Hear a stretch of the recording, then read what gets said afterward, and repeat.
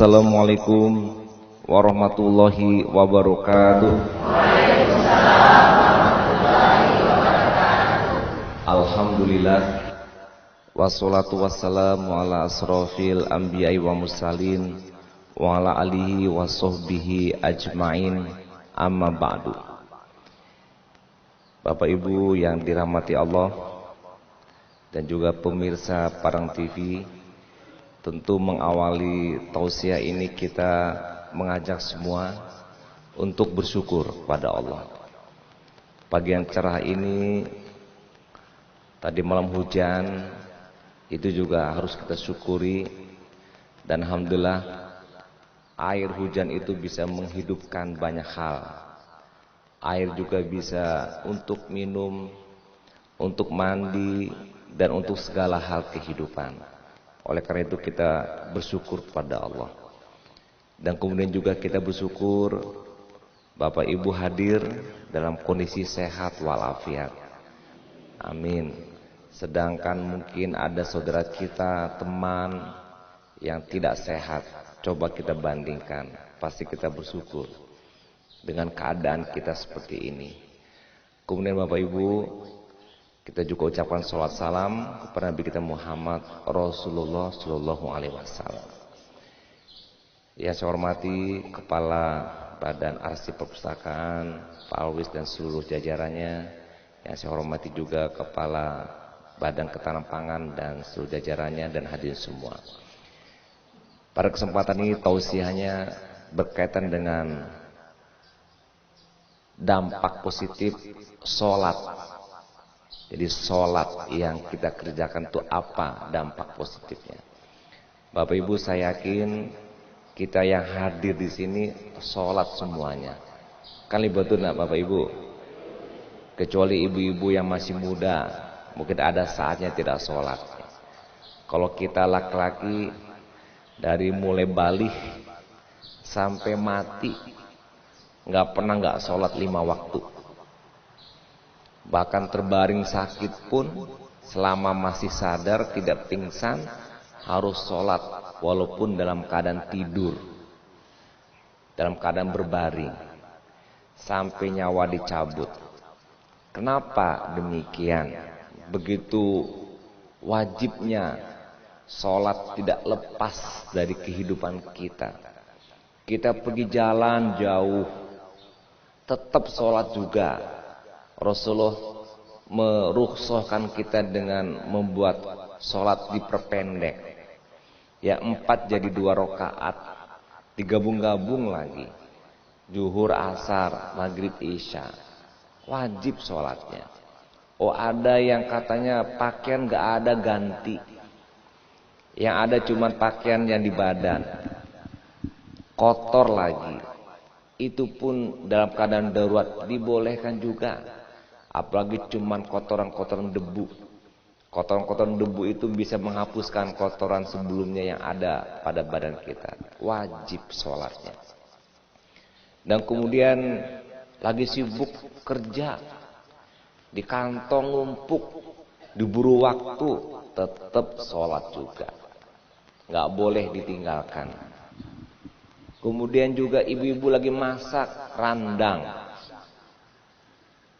Dari mulai menjelang zuhur sampai mendekati asar, onde tangguang ke tangguang sih tadi. Kalau ndak beko randang ndak lama rasanya kalau ndak di goyang-goyang, dikocok gitu. Akhirnya lupa sholat. Ada lo alasan, ikut baju sedang bau bawang lah, apa segala macam. Tetap sholat. Aturlah pekerjaan kita sehingga kita tidak melewati sholat. Kok sholat zuhur dulu baru bakarajo masak, nanti asar lewat seketek nabaa, yang penting sholat asar. Nah jadi Bapak Ibu, itulah wajib. Sekarang pertanyaannya kenapa kok begitu wajib? Kalau puasa wajib cuma di bulan Ramadan, hari-hari biasa sunnah. Boleh puasa, boleh tidak. Berzakat dikumpulkan sekali cuma setahun. Yang mau nyicil per bulan boleh dipotong. Tapi wajibnya dikeluarkan harus hitungannya setahun sekali. Mau bayar per bulan per hari terserah lah, tapi nanti setahun sekali. Kemudian apalagi haji seumur-umur cuma boleh sekali. Itu pun dengan hadis Nabi ini stata'u. Kalau kita mampu, kalau tidak mampu, tidak lo bisa pergi haji. Tapi yang namanya sholat, nggak kenal capek harus sholat, nggak kenal lelah, nggak kenal sibuk harus sholat. Mau jalan jauh, awak dati pesawat dari Jakarta ke Mekah, Madinah atau ke luar negeri, tetap sholat, baca dua. Kama madu kiblat, kama wadudua di situ saya yang penting nih awak mengadu kiblat. Begitu pula tadi saya ceritakan yang sakit terbaring pun sholat, baca bersedekah saya tangan. Oh tidak bisa tangan bersedekah, lurus saya bak kondisi sakit situ. Kecuali nggak sadar. Nah Bapak Ibu, tentu hal ini karena diantara perintah Allah yang langsung Allah berikan kepada Nabi dalam peristiwa Isra Mi'raj, yaitu sholat. Nah beda dengan perintah-perintah lainnya melalui malaikat Jibril. Lah jadi Bapak Ibu ya, jadi sholat kok wajib. Nah, kecuali ibu-ibu mungkin dalam sebulan mungkin kok ada beberapa hari tidak sholat. Nah saya akan bacakan beberapa ayat Al-Quran. Pertama surat Al-Mu'minun. Ya, A'udzubillahi minasyaitonirrajim. Qad aflahal mu'minun alladzina hum fi sholatihim khoshi'un.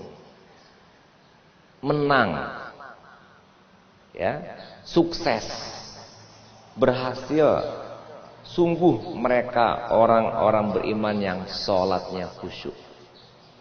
Jadi awak sholatku Bapak Ibu, kata Allah, sukses awak. Dunia sukses, akhirat sukses, kerajaan sukses. Dek sholat. Makanya kalau awak ingin sukses ide awak, ibu-ibu ingin sukses jadi ibu rumah tangga, maka sholatlah. Ibu-ibu sukses ingin jadi istri, sholatlah. Biar anak awak jadi soleh-soleh dan sukses, anak awak sholat caronya. Karena kata Allah, qad aflahal mu'min. Siapa mereka yang sukses? Orang yang sholat. Oke. Kemudian satu lagi. Dalam surat Al-Hud ayat 14. Wa qimis sholata tarafayn nahari wa zulfan minal lail inna hasanati yudhibna sayyi'ati dzalika dzikra lil-zakirin.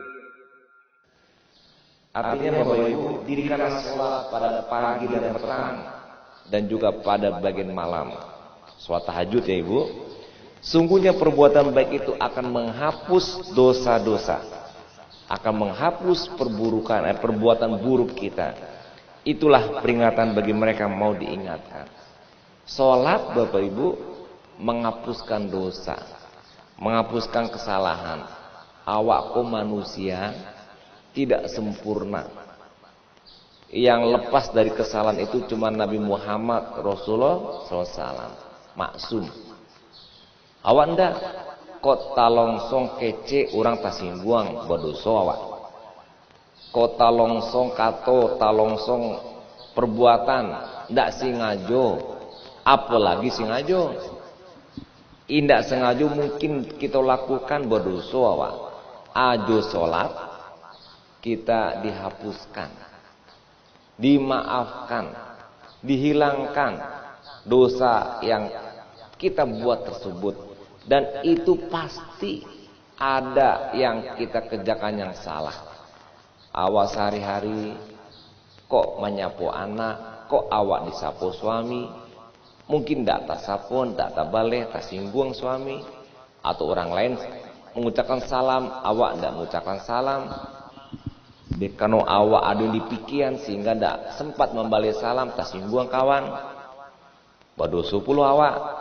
Dengan sholat kata Allah bisa menghapuskan dosa dan kesalahan-kesalahan kita.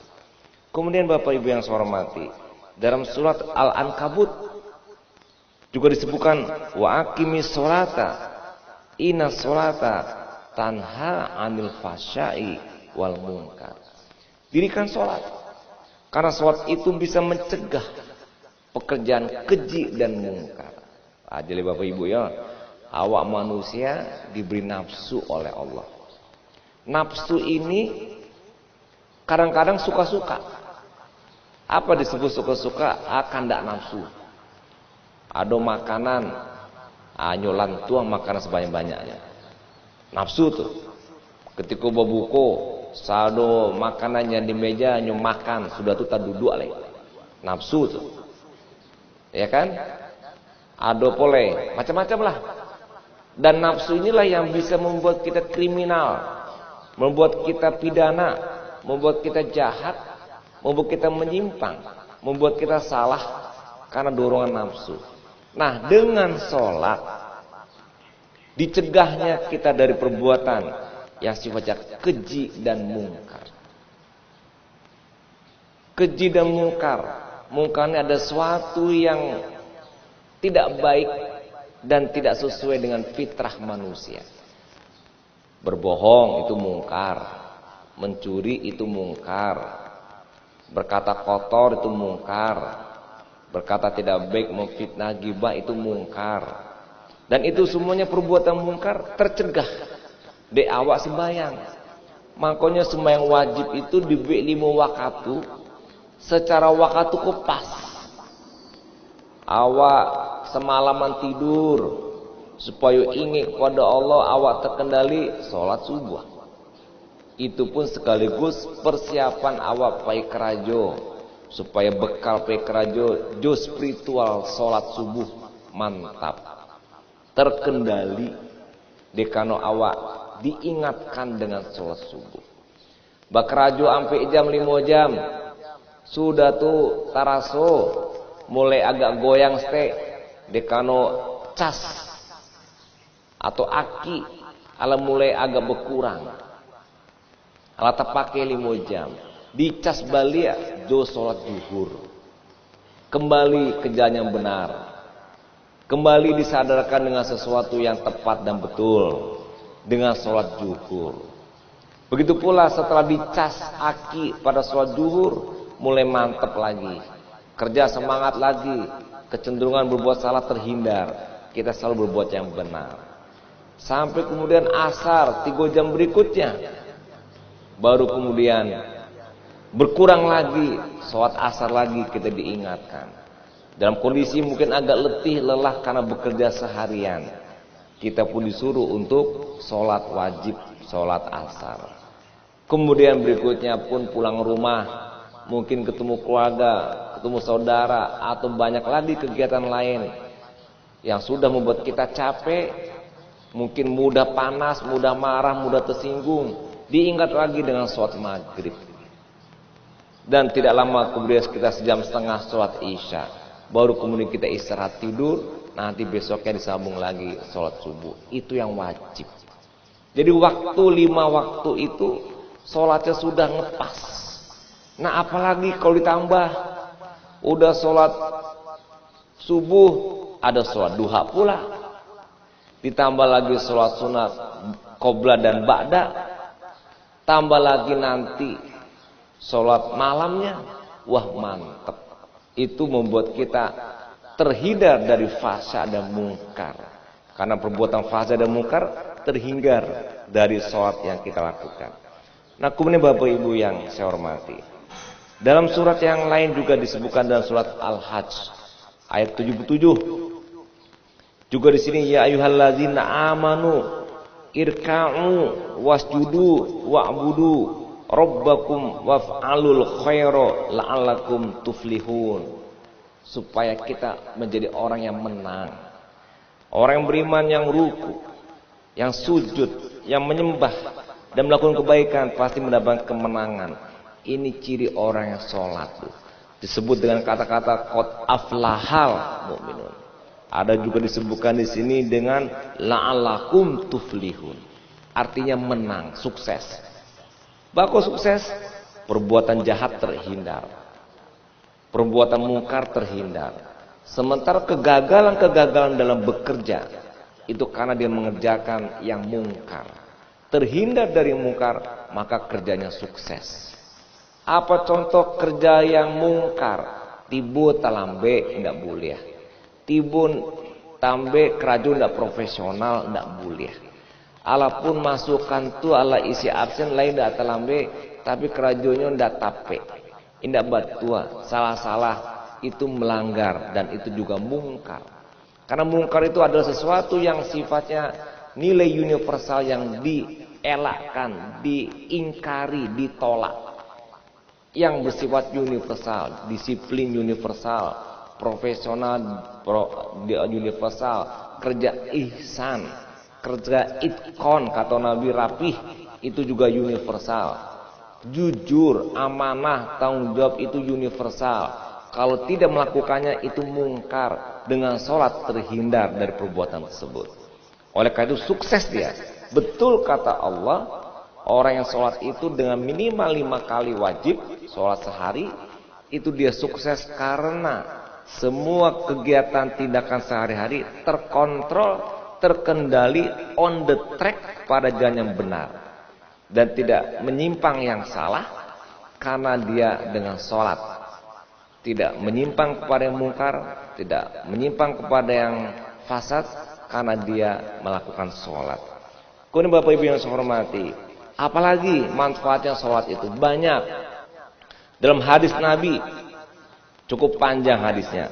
Aru'aitum law anna nahru bibabi ahadikum yaghsilu fihi kula yawmin khamsan ma taqulu zalika yubgi min daronihi qalu la yubgi min daronihi syai'an qala fazalika mislu sholawatil khamsi yamhu Allahu biha al-khotoya. Artinya Bu, tahukah kalian seandainya ada sebuah sungai dekat pintu rumah salah seorang kamu, lalu dia mandi setiap hari 5 kali. Nabi bertanya, menurut kamu apakah ia menyisakan kotoran? Para sahabat pun menjawab, tidak akan menyisakan kotoran sedikit pun wahai Rasulullah. Nabi berkata, begitu juga perumpamaan sholat 5 waktu. Dengan sholat Allah menghapuskan dosa-dosa hambanya. Nah jadi Bapak Ibu, dalam hadis Nabi juga menyebutkan dengan sholat ini menghapuskan dosa. Yang namanya hapus oleh Allah itu sabana berasih. Awak kalau sedang belajar di sekolah, mungkin ada papan tulis kecek guru tolong diapui, baik papan tulis kapur atau spidol. Nah yang disabi dihapui kok berasih putih, tidak berbekas. Kalau masih ada tulisan-tulisannya itu alun diapui namanya. Nah begitulah Allah menghapus dosa-dosa orang yang sholat itu bersih, tidak berbekas, tidak ada rasa dendam, tidak ada rasa kesal, tidak ada rasa kecewa yang berkelanjutan atau pesimis dan sedih. Itu sholat. Jadi Bapak Ibu awak sadih apa sholat, berwudu sampai pai sholat. Tadi adalah sholat zuhur, tadi adalah sholat subuh. Oh banyak sholat sunatku macam-macam. Kecuali setelah sholat asar saja menjelang maghrib. Nah di luar itu bisa sholat. Ya ada namanya macam-macam. Ada sholat malam, sholat fajar, sholat duha, sholat qobla, sholat ba'da, sholat syukur, sholat masuk masjid. Oh macam-macam nama sholat. Itu untuk menghilangkan rasa gundah gelana, resah gelisah, gusar dan sebagainya. Nah kemudian Bapak Ibu, dalam hadis Nabi juga disebutkan, selain menghapus dosa, kita disebutkan menang dengan sholat. As-sholatu imaduddin. Faman aqomaha faqad aqomaddin. Waman tarokaha faqad hadamaddin. Jadi tiang agamu. Iku Bapak Ibu ada tiang kok. Coba bayangkan kalau gedung kok ndak ada tiang. Le ada gedung kok jadinya. Kalau tiang kok ndak ada, berarti gedung kok ndak ada. Runtuh jatuh. Gedung kok tagak dekano tiang. Nah Rasulullah mengumpamakan Sholat itu tiang agamu. Jadi kalau awak ada sholat, agamu ndak ada di awak. Kabitu ndak logikanya. Karena Rasul menyebutkan as-sholatu imaduddin, tiang agama. Siapa yang mengerjakan sholat berarti dia menegakkan agama. Siapa yang meninggalkan berarti dia sudah menghancurkan agama. Jadi ibarat tiang rumah. Itulah yang disebut dengan sholat adalah tiang. Rumah ndak kado kalau tiang ndak ado. Di rumah awak pasti ada tiang. Balo caro ada tiang. Ba tagaknyo atok. Ba caro manempelnyo dinding. Tentu terbuka asih langsung langi atau awak dek kano tiang ndak ado. Begitulah kata Rasulullah. Tiang agama kita adalah sholat. Imaduddin. Nah oleh karena itu Bapak Ibu, tegakkanlah sholat supaya kita bisa menjadikan agama dalam kehidupan kita. Kemudian juga dalam hadis yang lain, ju'ilat qurratu aini fis shalah, dijadikanlah sesuatu yang menyenangkan hatiku adalah di saat aku mengerjakan sholat. Tenang jiwa. Jadi menang, sukses, berjaya, berhasil sholat. Mencegah perbuatan fasa, mungkar, kecurangan, kejahatan, pidana, sholat. Memberi awak tanang jiwa awak, sholat. Terhapus dosa-dosa awak, sholat. Tiang agama, sholat. Nah jadi Bapak Ibu, sholat kok utama dan wajib akhirnya. Rukun Islam yang ada 5, kalau syahadat sekali seumur. Itu pun ketika mengucapkan orang bukan Islam menjadi orang Islam. Kita bersyahadat setiap saat setiap waktu. Tapi bukan pernyataan kita menjadi orang Islam untuk memelihara. Tapi mengucapkan syahadat tidak susah. La ilaha illallah Muhammad Rasulullah. Rasa saya itu. Kemudian puasa sebulan dalam setahun. Zakat bagi awak yang mampu, yang tidak mampu tidak bisa. Itu pun sekali setahun dibayar. Haji pun demikian, tapi sholat 5 kali sehari. Nah, kemudian Bapak Ibu, jadi hadis Nabi yang lain. Awwalu ma yuhasabu bihil abdu yaumal qiyamati as-shalah. Yang dihitung, yang dinilai, yang dihisab, yang dicari oleh Allah nanti. Pertama adalah sholat. Nah, jadi Bapak Ibu, ibarat guru menilai angko yang nilai apa misalnya kalau lulus UN-nya nilainya, kok matematikanya. Awakku banyak berzakat, awak pai haji iyo, awak bersedekah iyo pulo, berbuat baik iyo, tapi kudian dicaliannya. Apa yang dicali yang pertama? Apa yang dinilai pertama? Sholatnya. Abah sholat. Kalau sholatnya oke, masuk surga. Tidak oke, tunggu dulu. Bahkan nanti na'udzubillah masuk neraka. Bapak Ibu yang saya hormati, oleh karena itu sholat 5 waktu ini jadi tiang, jadi benteng, jadi suatu sumber kebaikan, dan kemudian juga suatu kebaikan-kebaikan lainnya. Nah Bapak Ibu, ketika Allah sholat menjadi wajib, begitu kata Rasulullah, kemudian kita kerjakan. Sekarang mungkin ingin menyampaikan sedikit. Sholat itu dalam Al-Quran, dalam hadis sebut saja aqimus sholah. Tadi saya bacakan ayat hadis menyebutkan banyak tentang ungkapan kata aqimus sholah.